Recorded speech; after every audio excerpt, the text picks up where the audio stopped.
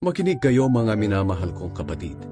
Hindi ba't pinili ng Diyos ang mga mahihirap sa mundong ito upang maging mayaman sa pananampalataya at maging tagapagmana ng kahariang ipinangako niya sa mga nagmamahal sa Kanya? Ngunit minamaliit nyo naman ang mga mahihirap. Hindi ba't ang mga mayayaman ang nagpapahirap at nagpaparatang sa inyo? Hindi ba't sila ang nanlalait sa marangal na pangalan ni Hesukristo at sa pangalang ito kayo nakilala?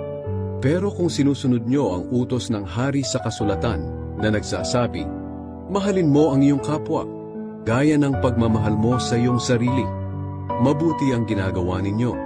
Ngunit kung may pinapaboran kayo, nagkakasala kayo at ayon sa kautusan, dapat kayong parusahan dahil nilabag nyo ang utos na ito. Ang tumutupad sa buong kautusan pero lumabag sa isa sa mga ito ay lumabag na rin sa buong kautusan. Sapagkat ang Diyos na nag-utos, huwag kang mangangalunya, ay nagsabi ring, huwag kang papatay. Hindi ka nga nangangalunya, pero pumapatay ka naman. Nilalabag mo pa rin ang kautusan. Kaya mag-ingat kayo sa pananalita at gawa nyo, dahil ang kautusan na nagpalaya sa inyo, ang siya ring hahatol sa inyo.